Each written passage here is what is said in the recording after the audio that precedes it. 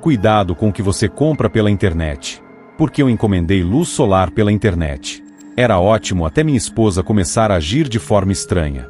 A Reflect Orbita era uma empresa de tecnologia inovadora que vendia a luz do dia durante a noite. Vá em frente, pesquise no Google e veja por si mesmo. Eles pretendiam refletir os raios solares sobre os painéis solares aqui na superfície da Terra bem depois de escurecer, para maximizar a produção de energia solar. No começo, parecia algo saído de um filme de ficção científica, mas me interessei quando pesquisei o site deles no Google e tudo sobre eles parecia legítimo. Pedir luz solar foi tão simples quanto pedir um Uber. Digitei minhas coordenadas exatas, e como mágica, tudo ao meu redor se iluminou. Fiquei ainda mais surpreso quando olhei para cima e acima de mim havia uma bola de luz brilhante no céu noturno. O aplicativo Reflect Orbital também veio com um recurso legal que permitia que você passasse o dedo sobre o mapa de sua localização, permitindo que você movesse a luz. Eu morava em uma fazenda em uma parte rural do país que não tinha o brilho alaranjado da luz artificial que iluminava as ruas da cidade. O único benefício de estar escuro como breu era ver as estrelas em toda sua incrível glória em uma noite clara. Ter acres de espaço significava que eu tinha espaço para painéis solares, o que é ótimo durante o verão, mas no inverno, quando os dias são curtos e sombrios, os painéis solares não valem nada. Então, ter a capacidade de ter luz natural brilhante e irradiada do espaço parecia quase bom demais para ser verdade.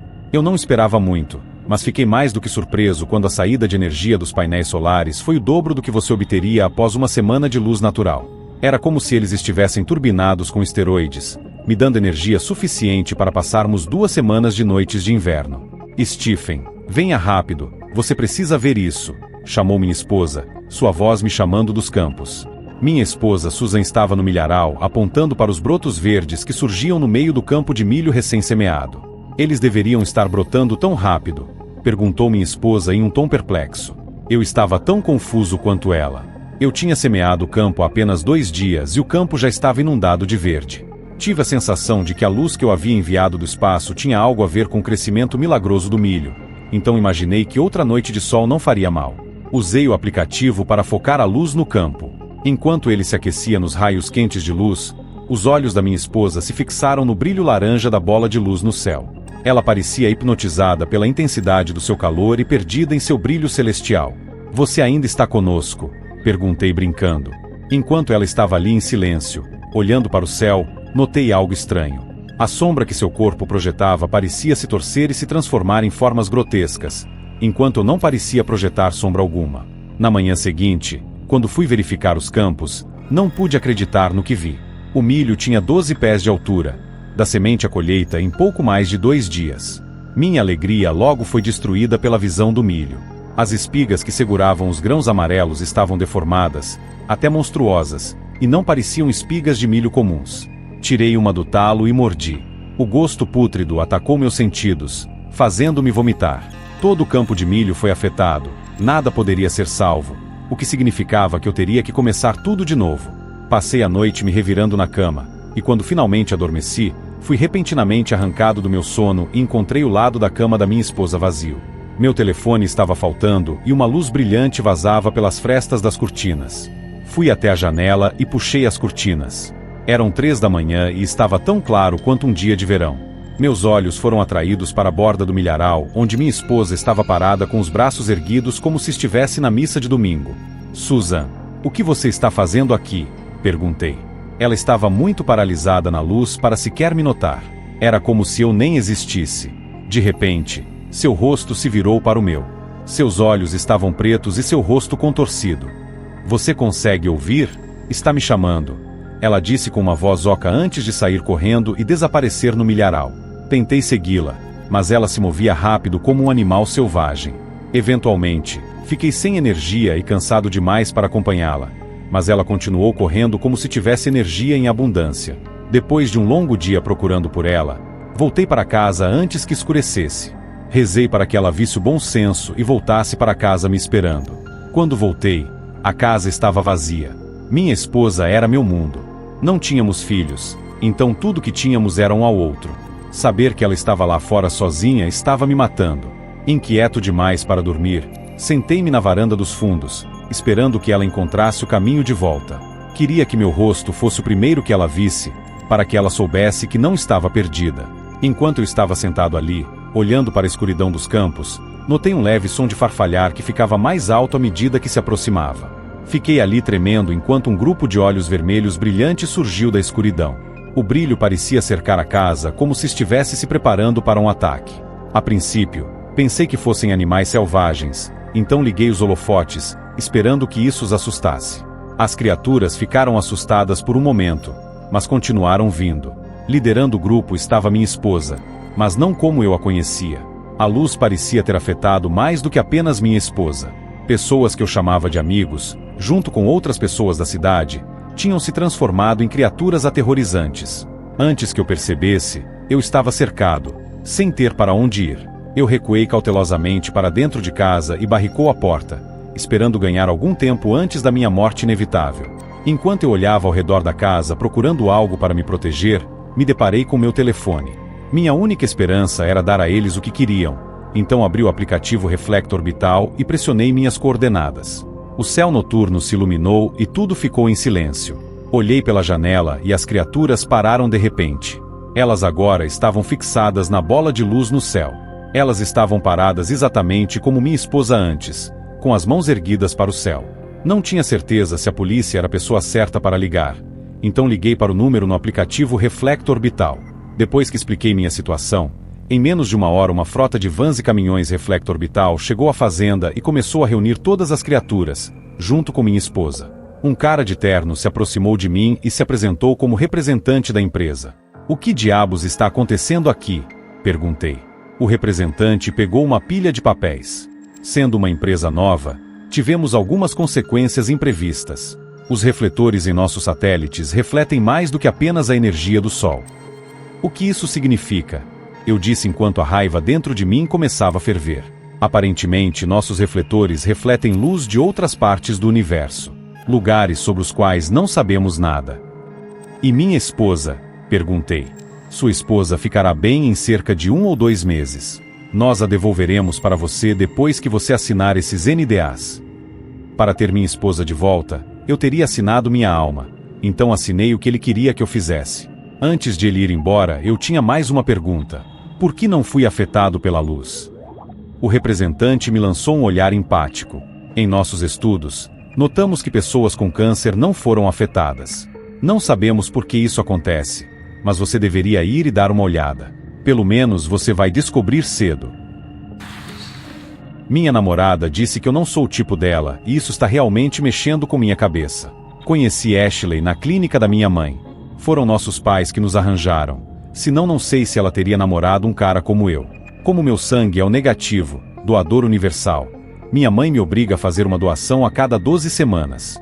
Eu estava sentado com o tubo conectado ao meu braço quando sua amiga de infância, Sharon, apareceu. Sharon recentemente se mudou de volta para nossa cidade e soube que sua antiga melhor amiga se tornou médica. Ela apresentou sua filha, Ashley, que tinha olhos azuis grandes e deslumbrantes. Sua pele parecia ainda mais pálida que a minha. Como gamer, sou basicamente alérgico a ar fresco, e ela estava toda vestida de preto. Quando ela disse oi, eu me contorci na cama, já suando muito.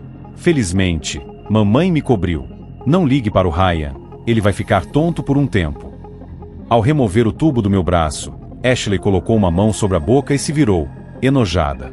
Seu ombro bateu em um recipiente de plástico cheio de cotonetes, que espalharam seu conteúdo pelo chão. "Você pode deixar isso para lá", disse a mãe, enquanto Ashley os pegava. "Está tudo bem. Eu sou totalmente toque." Enquanto eu bebia suco de laranja, nossa mãe tagarelava. Eu não conseguia manter meus olhos em mim mesmo, e toda vez que eu olhava para Ashley, ela parecia ainda mais entediada do que eu, mas eu estava nervoso demais para começar uma conversa. Felizmente, minha mãe insistiu que eles viessem comer alguma hora. Antes do jantar, fiz flexões no meu quarto. Então sentei ao lado de Ashley, que estava mexendo em seu refogado. "Não ligue para ela", disse Sharon, um pouco envergonhada. "Ashley não é louca por brócolis. O cenoura. Ou mel ou alho. Bem, ela é só uma chata em geral." Debaixo da mesa, meu pé batia tão rápido, e na sobremesa eu mal tinha juntado 5 palavras. Enquanto isso, mamãe e Sharon esvaziaram 2 garrafas de vinho. Como Sharon mal conseguia ficar de pé, mamãe disse: "Por que você não fica no nosso quarto de hóspedes? Ryan pode levar Ashley para casa." Isso vai tirá-lo daquela cripta pela primeira vez. Muitos crimes aconteceram em nossa cidade, incluindo esfaqueamentos e sequestros. Não seria seguro ir sozinha. Sharon praticamente nos empurrou para fora da porta. Não fique tão assustado, Ryan. Ashley não morde. Ashley caminhou silenciosamente ao meu lado, braços cruzados. Quando viramos na rua dela, tudo que tínhamos falado era sobre o clima e quão fracas e transparentes eram as tentativas da nossa mãe de nos armar. Ao me aproximar da porta da frente, perguntei se ela gostava de videogames. O rosto dela se iluminou. Eu jogo muito Terraria, embora no momento eu esteja viciada em Rise of Rain 2. Pelos próximos 20 minutos, eu não fiquei nervoso nem um pouco. Eu fiquei tão no meu elemento que fui corajoso o suficiente para dizer: talvez pudéssemos tocar juntos algum dia. Claro. Corri direto para casa e comprei todos os jogos que ela mencionou. Acontece que o meu eu online era muito mais tranquilo do que o meu eu real. No Discord, eu continuava fazendo Ashley rir, o que ajudou a derreter os nervos, então comecei a elogiá-la. Era como entrar em um banho morno e gradualmente colocar mais e mais água quente para se ajustar à nova temperatura, exceto com flerte. Uma noite, durante o Terraria, eu disse: que tal isso? Se eu te derrotar em um PVP, você tem que me deixar te levar para um encontro. Ouvi seu sorriso através do fone de ouvido. Claro. Minhas mãos não paravam de tremer. No começo parecia que ela poderia me fumar, mas eu tirei uma vitória no último segundo. Levei Ashley para passear pela nossa cidade para que ela pudesse se familiarizar com a área. Por causa de todos os relatos de roubos e arrombamentos, nunca ficávamos fora até tarde, mas eu também não queria encontrar meus valentões da escola, a maioria dos quais sabia sobre uma garota emo-gostosa com um dumper absoluto que se mudou para a cidade e estavam ficando selvagens tentando encontrá-la. Evitei levá-la para passear durante o dia, caso contrário, haveria uma chance maior de encontrarmos meus valentões, mas Ashley não pareceu se importar. Depois de um punhado de encontros, fomos a um McDonald's. Ou pelo menos eu fui. Ashley não estava com fome. Ela me observou comer os nuggets de frango em uma mesa no parque, ao lado do Lago dos Patos. Olhando fixamente para aqueles olhos, engoli um gole e entrelacei meus dedos com os dela sobre a mesa. Ela apertou minha mão. Então, lentamente, inclinei-me para frente e fui para um beijo. Ashley deve ter gostado porque nos beijamos várias vezes. Por fim, recuei e disse: gosto de você. Eu também gosto de você, ela disse, sorrindo. Achei que tinha tirado a sorte grande. Queria tirar uma foto nossa e mandar para todas as crianças da minha escola, junto com alguns dos professores que sempre me chamavam de nerd. Fiquei tão entretido com todos os beijos que não percebi o quão tarde era. Eu disse a Ashley que deveríamos nos apressar para casa. Saímos do parque e seguimos por uma estrada que cortava uma pequena floresta. Ashley não entendeu porque eu tinha ficado tão ansioso. Mais à frente, eu podia ver a luz de um posto de gasolina. Imaginei que entraríamos e pediríamos um Uber para nos levar para casa. Mas, ao cruzar a baía, um carro com a placa coberta cortou na nossa frente e derrapou até parar, com os freios cantando. 3 homens saíram, cada um usando máscaras. Agarrando Ashley pelo braço, eu corri para a estação, mas os homens bloquearam nosso caminho. Enquanto eu a protegia com meu corpo, alguém me deu um soco no estômago que me fez cair de joelhos. Então 2 pares de braços poderosos me lutaram para dentro do porta-malas do carro. Eu me debati, me espalhando para não caber, até que o cano de uma arma pressionou minha testa. Entre ou vamos matar essa puta. Estava totalmente escuro lá dentro. Eu podia ouvir sons de luta, seguidos por vozes abafadas de dentro da cabine. O carro começou a se mover, fazendo curvas tão rápido que fui jogado de um lado para o outro. O ar estava quente, e ficava mais quente a cada segundo, e lembro de pensar que ficaria sem oxigênio antes que nossos agressores tivessem a chance de me matar. Enquanto eles dirigiam, captei fragmentos da conversa deles. Pegue a próxima à direita. Faça isso na floresta. Ninguém verá. Eles iam nos matar. Eu empurrei o topo do porta-malas com meus pés, mas ele se recusou a se mover, e o carro logo parou. Uma porta se abriu, então vozes masculinas viajaram por ali. O fato de Ashley não estar dando um pio me assustou mais do que se ela tivesse gritado, porque pelo menos eu saberia que ela estava viva e respirando. De repente, os homens gritaram uns sobre os outros. Então, um tiro foi disparado. Enquanto os gritos ecoavam, eu ataquei o telhado com chutes e socos. Em um ponto, minha mão foi cortada por um pedaço de metal, mas eu não parei de me debater até que o mundo ficou em silêncio. Ashley. Passos se aproximaram lentamente do carro. Prendi a respiração. O porta-malas girou para cima. Então o ar frio da noite entrou no compartimento. Tudo que eu conseguia ver era Ashley, a silhueta contra o luar. Eu pulei, agarrei-a perto. Que porra está acontecendo? Você está machucada? Sangue estava espalhado ao redor de sua boca e pingando de seu queixo. Balançando a cabeça, ela apontou para a lateral do carro. Estávamos em um terreno baldio ao lado de um estacionamento abandonado de vários andares. Entre nós e uma parede de árvores, 4 figuras jaziam entre as ervas daninhas. Fui dar uma olhada mais de perto. As figuras eram magras, encolhidas e murchas como múmias egípcias. Eu conseguia distinguir cartilagem e osso exposto. Não entre em pânico, disse Ashley, aproximando-se de mim por trás. Eu caí e saí cambaleando em marcha ré. Eu sei que isso é loucura, mas você não precisa ter medo, ok? Eu não vou te machucar. Eu normalmente não vou tão exagerar. Mas eles iam cortar nossas gargantas. Além disso, eu estava com 1 hora para mamar. Quando ela se abaixou para me ajudar, levantei minha mão cortada entre nós, ainda pingando sangue, e choraminguei, não me mate. Ashley se dobrou e começou a ter ânsias de vômito. Entre ânsias, ela disse, Ryan, acredite em mim, isso não vai acontecer. O gosto negativo é nojento. Tipo, pior que diarreia. Sem ofensa. Mas é por isso que você não precisa ter medo de mim. Usando a parte de trás da manga, ela limpou a maior parte do sangue ao redor da boca e então sorriu para mim, com as presas à mostra. Porque você não é meu tipo de jeito nenhum. Eu roubei algo e quero devolver. Em meados dos anos 90, meus pais me mudaram de Columbus, Ohio, para uma pequena cidade em West Virginia no verão antes da 6ª série. Meu pai conseguiu um emprego como professor na escola de lá. Eu odiava Columbus, então fiquei feliz em ir. Mas quando chegamos à nossa nova cidade, fiquei decepcionado. A cidade não era pequena, era minúscula. Havia um Tudor's Biscuit Old, um bar chamado Old Timers e $1 General. Só isso. Em uma escola da cidade, às vezes você pode se esconder na multidão. Em um lugar como esse, não havia como se esconder. E eu queria me esconder. Eu nasci com uma grande mancha vinho do Porto na bochecha, o que me tornou um alvo fácil. Quer dizer, Jesus Cristo, é como ter um alvo bem ali no meu rosto. Eu não tinha ideia de quão nojenta eu era até a 3ª série. Até então eu tinha 2 amigas, Jack e Jen, e eu realmente não me considerava diferente. Não sei porquê, mas há algo sobre a 3ª série, é quando a fofura desaparece e a maldade cresce. Então, no ensino médio, é quando as crianças se tornam cruéis. Elas sabem como envenenar sua mente. Conheça o insulto perfeito que vai assombrá-lo até que você esteja na casa dos 40 chorando no divã do seu terapeuta. Na 3ª série, Joey disse nojento.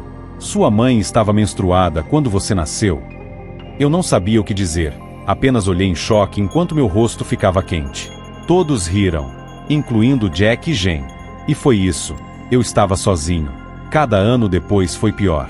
Eu me trancava quando não estava na escola. Um verão eu nem saí de casa. Sentei em uma poltrona reclinável e assisti Designing Women e Ricky Lake. Fiquei pálida como um fantasma e usei o mesmo moletom Darkwing Duck todos os dias e raramente penteei meu cabelo. As olheiras sob meus olhos me faziam parecer uma mãe solteira com um marido caloteiro, 3 filhos barulhentos e uma sogra vingativa. Eu estava claramente deprimido, mas meus pais estavam ocupados demais ignorando um ao outro para perceber. Se eu fosse um garoto, talvez as coisas fossem diferentes. Talvez eu pudesse ter dito, é uma cicatriz de batalha, não uma marca de nascença, e meus colegas de classe teriam me admirado. Mas, como uma garota, ser feia era uma sentença de morte. Quer dizer, você pode muito bem morrer se for feia. Você não tem razão para viver. Pelo menos foi o que Jen disse. Nessa nova cidade, eu não ficaria sozinho, não de novo. Eu não aguentaria. Eu faria qualquer coisa. Naquele primeiro verão em West Virginia, esperei do lado de fora da $1 General enquanto minha mãe fazia compras lá dentro. E foi quando vi uma gangue de crianças em bicicletas passando, como se fossem os Hells Angels, uma garota liderando o grupo. Eu olhei para eles e eles olharam para mim olhando para eles. Eles pararam. O líder falou, "Ei, nunca vi você antes." Tentei fingir que não estava nada mal, mas estava tremendo. Eu sou a Nina. Legal. Eu sou Pauline, essa é minha gangue, não temos nome. Não precisamos de um. Pauline tinha cabelos escuros impressionantes e olhos azuis claros. Imaginei que, claro, todos a seguiam. Ela era linda. Mais tarde, eu aprenderia que ela era implacável. Tinha o tipo de maldade que só alguém com um pai bêbado poderia ter. Ela era durona. Tinha que ser. Ela era uma sobrevivente. E esse é exatamente o tipo de pessoa que você queria ao seu lado. Pauline me contou tudo sobre sua gangue enquanto os outros concordavam silenciosamente. Eles eram uma família. Eles protegiam uns aos outros. Ninguém mexia com eles. Eles se mexiam, quebrando caixas de correio, roubando doces, fumando cigarros. Eu queria entrar. Tem um eremita que mora bem ali em cima. Pauline apontou para uma casa branca solitária no topo da colina. Ela usa um véu preto. Roube-o e você poderá se juntar a nós. Roubar. É isso mesmo. Ela sai toda noite e vai para a floresta. Ziga, pega. Fiquei em silêncio. Uma garota com lábios rachados falou. Ouvi dizer que ela usa isso porque perdeu o marido na guerra. Que guerra? Ninguém sabia. Não. Ela o assassinou. Pegou ele traindo com a garçonete. Cortou ele em pedaços e enterrou ele na floresta. É isso que ela faz toda noite. Sai para vê-lo. Ela não o cortou. Ele viu o rosto dela e caiu morto ali mesmo. Um garoto ruivo com dentes separados zombou. O rosto dela está todo queimado. Parece caramelo derretido. Alguém jogou ácido nela. Não. Ela nasceu feia assim. Nasceu feio assim. Toquei minha bochecha enquanto ela esquentava. Eu senti como se todos pudessem vê-la brilhando como uma brasa no fogo. Nasci feia assim. Era o que as crianças costumavam dizer sobre mim. Eles continuaram falando, mas eu não ouvi uma palavra. Finalmente Pauline estalou os dedos. Assim que você trouxer, você estará dentro. E com isso, eles partiram. Eu nunca disse a eles que não tinha uma bicicleta. Aquela casa branca solitária. 2 andares de altura e um telhado caído. Havia algo nela. Algo triste e terrível. Era como olhar para uma cova recém-cavada. Fiquei do outro lado da rua tentando dar uma espiada na mulher lá dentro. Talvez eu pudesse ter um vislumbre dela se movendo pela janela? As cortinas estavam fechadas, então eu só veria sua sombra. Ela era mesmo real? Alguém definitivamente morava na casa. Havia rosas bem cuidadas na frente. Eu segui em frente, decidindo que sairia escondida e voltaria mais tarde à noite. Eu ia pegar aquele véu. Nunca houve alegria ou gritos na minha casa. As brigas dos meus pais eram silenciosas e frequentes. Todos nós estávamos no limite. O tempo todo. Se eu me juntasse a essa gangue, teria um bom motivo para ficar fora de casa. Depois que meus pais foram dormir, esperei 20 minutos antes de sair furtivamente. Os mosquitos estavam comendo minhas pernas. Eu não deveria ter usado shorts. Eu senti como se estivesse esperando para sempre. Onde diabos ela estava? Eu estava prestes a sair quando uma figura se movia por uma janela mal iluminada no andar de cima. Meu coração quase parou. Não sei quanto tempo mais esperei até ela sair. Pareceu uma eternidade e muito rápido. De repente, lá estava ela, uma mulher magra, toda de preto, com um véu cobrindo o rosto. Parecia que estava indo para um funeral. Eu me escondi atrás de uma árvore e a observei indo em direção à floresta. Ela não flutuava como algum tipo de fantasma ou demônio ou algo assim. Ela era apenas uma dama passeando. Uma lua cheia iluminava o caminho.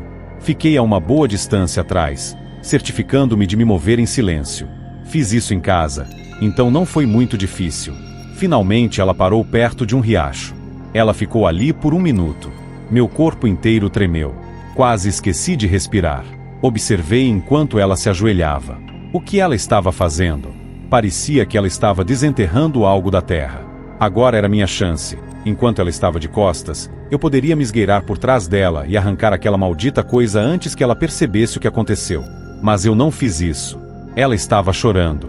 De repente, he sentido de culpa. Ela chorou enquanto tirava algo da terra. Finalmente eu vi o que era. Uma cabeça. Eu queria gritar, mas não conseguia. Eu queria correr, mas não conseguia. Eu apenas fiquei ali congelado. Essa era a cabeça do marido infiel? Através do véu, ela beijou a cabeça nos lábios. Eu finalmente consegui me mover, correndo de volta para o outro lado. Antes que eu percebesse, eu estava de volta em casa, na cama. Ela sempre esteve aqui. Algumas pessoas dizem que a cidade foi construída em volta dela. Meu pai diz que ela é a maldição da cidade. Paramos no riacho. Apontei um pedaço macio de terra. Pauline me olhou e disse: vá em frente. Eu não me movi. Todos me encararam. Tive a sensação de que eles achavam que eu tinha inventado tudo. Alguns deles pareciam esperar que eu tivesse inventado. Um buraco no meu estômago cresceu enquanto eu pensava sobre meu futuro horrível. Se eu não mostrasse uma cabeça para eles, eu seria taxado de feio e mentiroso. Abaixei-me e lentamente limpei a sujeira, assustado como o inferno e pronto para vomitar. Até que uma cabeça se revelou. Uma cabeça de homem. Feita de pedra. Nada mais que a cabeça de uma estátua. Fiquei um pouco decepcionado. Uma parte de mim queria encontrar uma cabeça de verdade, algo que os fizesse gritar, chorar e se arrepender de duvidar de mim. Pauline pegou. Nem é pesado. A gangue decidiu que eu teria um limite de tempo. Eu tinha que pegar o véu em 3 dias ou nunca seria bem-vinda. Na verdade, eles fariam com que todos soubessem que eu me mijei quando vislumbrei a mulher velada na janela. Meu tempo estava acabando rapidamente. Na primeira noite, não consegui sair escondido. Meu pai saiu para beber e eu não podia arriscar ser pego. Além disso, minha mãe ficou acordada a noite toda esperando ele chegar em casa. Eu também fiquei acordado a noite toda. Minha mente estava toda confusa pensando na mulher velada. Na segunda noite acabei dormindo, muito cansado pela falta de sono da noite anterior. Finalmente chegou a terceira noite. De alguma forma eu a perdi. Num minuto ela estava na minha frente, no outro ela não estava mais. Eu só a encontrei de novo porque a ouvi soluçando. Eu a observei enquanto ela embalava aquela cabeça de estátua. Era como se ela estivesse de luto. Claramente ela estava desequilibrada, mas solitária também. Eu senti pena dela. Mas eu senti mais pena de mim. Pensei em todos os meus valentões, meus pais e todas as pessoas que olhavam para o outro lado. De repente, fiquei cheia de ódio. Eu odiei a mulher velada naquele momento também. Em um movimento rápido, arranquei o véu e corri para longe, sem ousar olhar para trás. Pensei ter ouvido ela sibilando, mas talvez fosse tudo coisa da minha mente. Ou talvez fosse o vento. Meu coração batia como uma britadeira. Eu não conseguia acreditar que tinha feito isso. Lá estava ele em minhas mãos. Era mais pesado do que eu pensava que seria. Parecia caro. Zeda. Cuidadosamente, dobrei-o em uma caixa de sapatos e escondi-o no meu armário. Não dormi nada naquela noite. Ou na noite seguinte. Uma multidão sussurrante se formou em torno dos Old Timers, contidos por uma barricada policial. Algo assim nunca tinha acontecido em um lugar como esse antes. Havia 3 vans de notícias. A gangue estava lá. Ao me aproximar, notei que Pauline estava desaparecida. Guardei o véu escondido na mochila. O que está acontecendo? Todos se viraram para mim. Ninguém disse uma palavra. O quê? Perguntei. Finalmente, um sussurrou. O pai de Pauline morreu. Fiquei chocado. Como? A gangue gesticulou para o bar. Havia algumas estátuas paradas na frente. Eu não entendi. Não disse nada. Mais tarde, descobri o que aconteceu. O pai de Pauline, junto com alguns de seus companheiros de bebida, deixaram o bar tarde da noite, como já tinham feito muitas vezes antes. Alguns minutos depois, um cara saiu para fumar e os encontrou lá fora, transformados em pedra. Ele viu uma mulher de preto correndo. Os policiais foram chamados. E foi isso. A cidade foi destaque em um Solved Mysteries e The National Enquirer. Algumas pessoas pensaram que era uma brincadeira elaborada. Alguns pensaram que era uma versão em pedra de combustão espontânea ou algo assim. Alguns pensaram que devia ser a mulher velada. Todas as estátuas foram destruídas, exceto o pai de Pauline. Ouvi dizer que o mantiveram no porão. Fiquei apenas mais alguns anos naquela cidade. Nunca entrei para a gangue. Nunca contei a eles que eu tinha o véu. Pauline foi mandada para morar com a tia na Carolina do Norte. A mulher velada também se foi. Ninguém sabe para onde ela foi. As rosas na frente murcharam e morreram. Alguém pichou avisos por toda a casa dela. Este lugar é amaldiçoado. Mas os avisos não afastaram as pessoas. Alguns garotos do ensino médio invadiram e transformaram a casa em uma casa de festas. Eles encontraram algumas cartas de amor e fotos antigas. As cartas eram de um homem chamado Jack, datadas de 1965, do Vietnã. Acontece que o marido dela não morreu, ele voltou para casa. Todo mundo passou as fotos dele. Ele parecia muito com aquela cabeça de pedra enterrada na floresta. Um cara bonito. Ainda ninguém sabe como é a mulher velada. Seu rosto foi arranhado. Mas agora todo mundo sabe o nome dela. Evelyn. Meus pais se divorciaram.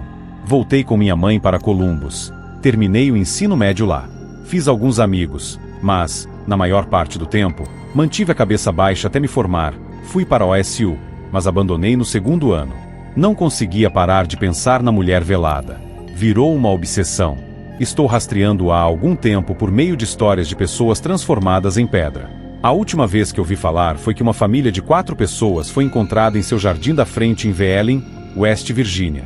Então, tirei 2 semanas de folga do trabalho para encontrá-la. Quero falar com ela, obter algumas respostas, saber sua história. Quero me desculpar e devolver sua voz. Eu o guardo naquela caixa de sapatos, escondida no armário. Não posso acampar sozinho novamente. Não contei a ninguém porque parei de acampar, principalmente porque acho que não acreditariam em mim, mas preciso contar a alguém, e este provavelmente seria o melhor lugar para compartilhar minha experiência. Quando criança, eu nunca fui uma criança de rua. Ficar dentro de casa, jogar videogame e assistir ao YouTube era minha fuga. No final dos meus 20 anos. Como saia me interessar passar mais tempo na natureza ou eu apenas estar a olhar livre geral. Sempre gostei de acampar com amigos desde que era jovem, mas, como adulto, passar um tempo na floresta sozinho com nada além dos meus pensamentos é uma das coisas que mais aprendi a amar. Não me entenda mal, não ter ninguém por perto por quilômetros no meio do nada é definitivamente assustador, mas acho reconfortante. Não consigo encontrar palavras para explicar. Isso me dá tempo longe da minha vida doméstica e tempo para me concentrar em mim e no meu bem-estar, limpando minha mente. Não sei, posso estar falando besteira. De qualquer forma, não estou escrevendo isso para descrever meu amor por acampar. Normalmente, fico em terras familiares ou perto delas, então tenho algum tipo de familiaridade com a área. Mas, devido a uma briga com alguém que não vou nomear, recorri a dirigir por horas nas estradas secundárias de West Virginia para encontrar lugares para acampar no fim de semana. Sei que é tecnicamente invasão de propriedade, mas, vamos lá, fica 1 hora de carro de qualquer estrada principal e não há casas em um raio de quilômetros. Ok, é uma coisa estúpida de se fazer, mas eu estava desesperado para fugir. Além disso, depois de alguns anos fazendo isso, ainda não vi outra pessoa lá. Nunca deixo bagunça para trás e trago quase tudo o que preciso comigo, então não tiro da terra mais do que preciso. Fiz isso por um tempo, até cerca de 1 ano e meio atrás. Esta viagem começou como qualquer outra. Saí da rodovia em um ponto aleatório e continuei dirigindo. Aproximadamente 1 hora e meia depois, por volta das 7h34, entrei em uma estrada de terra, passando por um galpão podre e uma van abandonada sem rodas. Eu ri da visão assustadora e, cerca de 2 horas depois, entrei em uma clareira para esconder meu jipe da estrada. Não que alguém fosse passar de carro por ali de qualquer maneira. Depois de arrumar minhas coisas na minha bolsa grande, comecei a caminhar mais fundo na floresta. Devo estar no vale. Pensei enquanto caminhava pela densa neblina que se instalou depois que deixei meu carro. Fazendo um mapa mental conforme eu avançava, assim como empilhando pequenas pedras para marcar um caminho de volta para meu veículo. Na natureza, você ouvirá todos os tipos de ruídos, desde galhos caindo até animais sendo apenas animais. A maioria provavelmente seria paranoica e faria suposições sobre qualquer som que ouvisse. Embora os caipiras da Virgínia Ocidental que chamo de família acreditem em criptídeos e no paranormal, eu 100% não acredito. Para mim, os ruídos que ouço lá fora podem muito bem ser um convite para ficar e aproveitar a paz natural. Os galhos ecoavam pelo vale enquanto eu pisava, como se houvesse um segundo conjunto de passos atrás dos meus. Eu quase parecia atrasado, parando apenas segundos depois de parar de me mover. Embora calmo e gostando da caminhada, não consigo deixar de espiar por cima dos ombros, apenas para não ver nada. Paranoia natural, eu acho. Podem me chamar de louco, mas eu gostei do leve desconforto. A sensação de estar sendo observado. Saber que não há nada ali além daquele pensamento persistente no fundo da minha cabeça de que algo está fora de vista, além da neblina. Mais 15 minutos depois, notei uma grande árvore com a casca raspada, como se algo tivesse cavado na árvore tentando entrar ou passar por ela. Conforme me aproximei, notei que havia um padrão nas marcas. Não era algo do projeto Bruxa de Blair ou algo assim. Estava alinhada com arranhões a cada 3 pés, continuando 15 pés acima do primeiro. Os cortes eram profundos. Não sei como a árvore não estava morta se já não estava. Eu ignorei como sendo causado por outras árvores ou animais caindo. Quer dizer, quando digo que essa árvore era enorme, eu poderia ter ficado no meio dela e esticado meus braços. Quem sabe há quanto tempo ela está aqui? Por volta das 12h53 da tarde, eu me vi em uma clareira entre as árvores. Este era um lugar tão bom quanto qualquer outro. Eu montei minha barraca sob uma árvore, fiz uma fogueira improvisada e puxei um tronco caído para perto para sentar. Algumas horas depois, estava tão confortável quanto eu poderia fazer. Era onde eu ficaria pelos próximos 3 dias. Ainda estava claro, eu acendi uma fogueira. Neste ponto, a temperatura estava começando a cair. Um baque veio da direita, me assustando pra caramba. Algo atingiu o topo da minha barraca. Um fedor de podridão encheu meu acampamento em segundos. Procuro a fonte. O cheiro aumenta conforme me aproximo. Ao redor da barraca havia uma cobra meio comida, meio morta. Não tinha cabeça e era quase tão grossa quanto meu pulso. Abalado por um momento, começo a racionalizar o que aconteceu.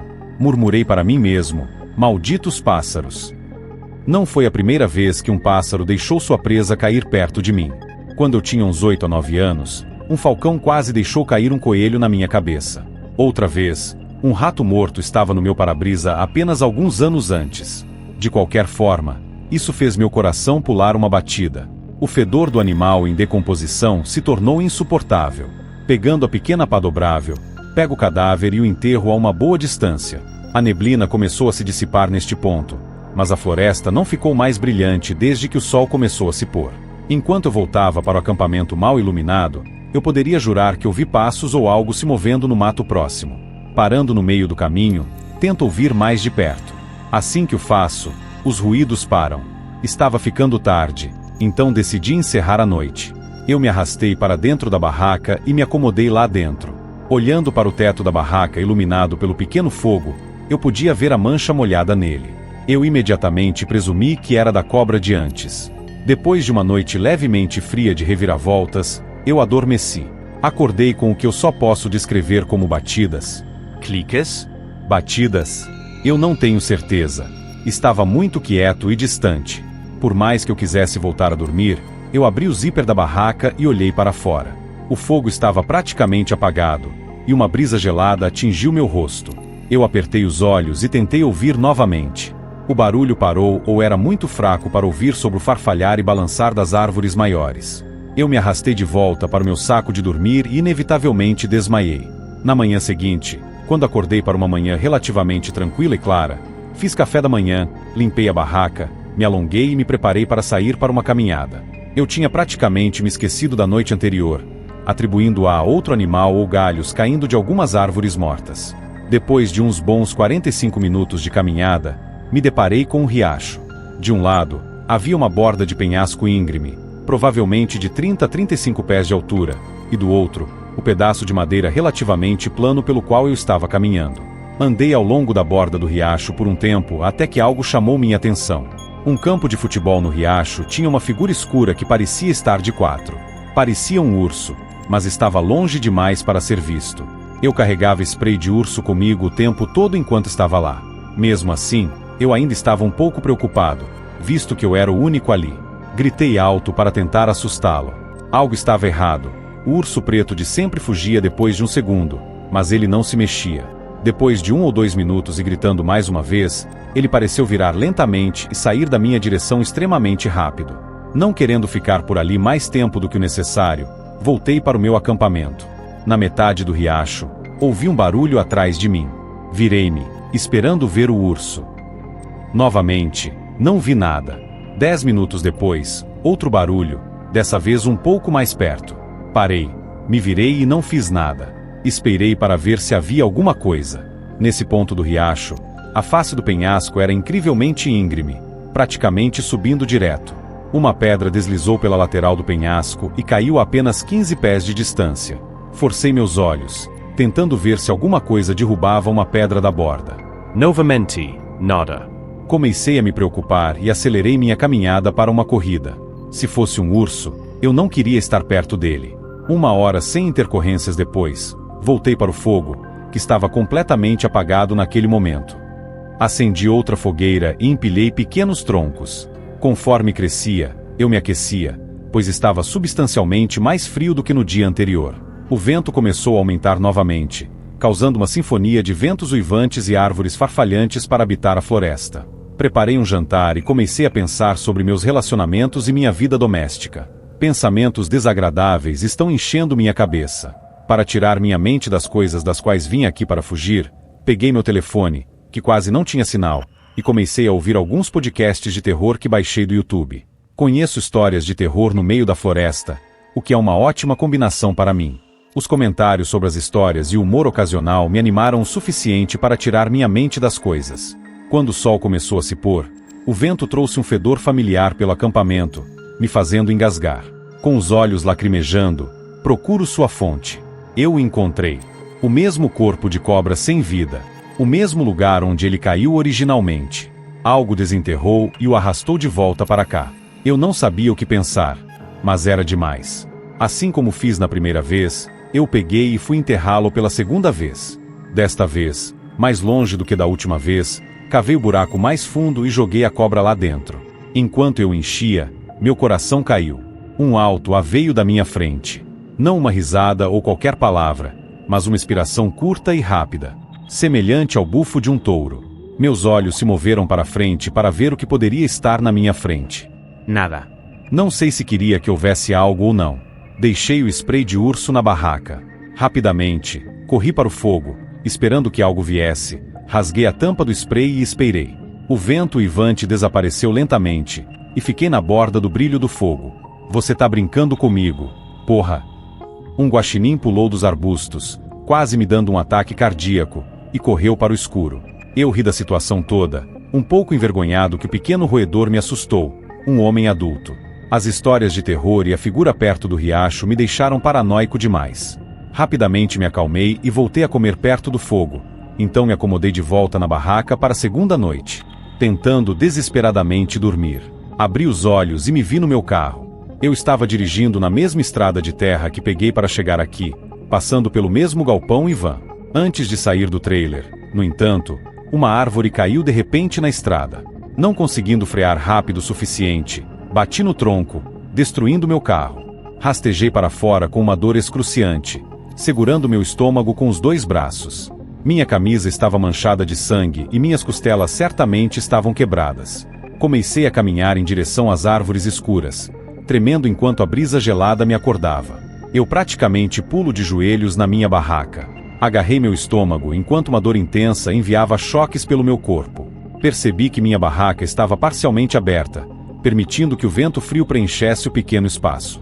Ligando a pequena lanterna, examino meu abdômen para determinar a causa da dor. Não havia cortes, apenas um grande hematoma que estava começando a se formar.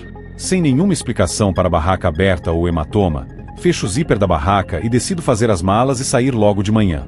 Uma noite longa e inquieta depois, levantei com o sol no terceiro dia e comecei a limpar. Ainda dolorido, tomei meu tempo e notei que algumas das minhas coisas tinham sido movidas, como se algo estivesse olhando através delas freneticamente.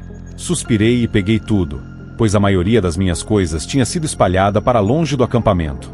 Pegando o último pedaço de pacotes aleatórios de comida e iniciadores de fogo, olhei para cima do chão e fui recebido por um par de olhos, espiando por trás de uma árvore. Ao mesmo tempo, a floresta ficou quieta, um silêncio anormal. Nenhuma folhagem farfalhando, nenhum animal, nem mesmo meu próprio batimento cardíaco. Eu não conseguia respirar. Eu não conseguia nem me mover enquanto ele olhava através de mim. Eles estavam arregalados e injetados, e as pupilas eram tão pequenas que eram quase imperceptíveis. Uma das coisas que mais me abalou foi o tamanho. Eles estavam a uns bons 2,5 metros de altura na árvore e eram do tamanho de bolas de softball. Não havia cabeça ou corpo que eu pudesse distinguir. Era como se estivessem suspensos como caracóis. Só fui tirado do transe pelo som alto e rápido de passos atrás de mim. Trazido de volta à consciência, corri na direção do meu carro, sem parar para respirar.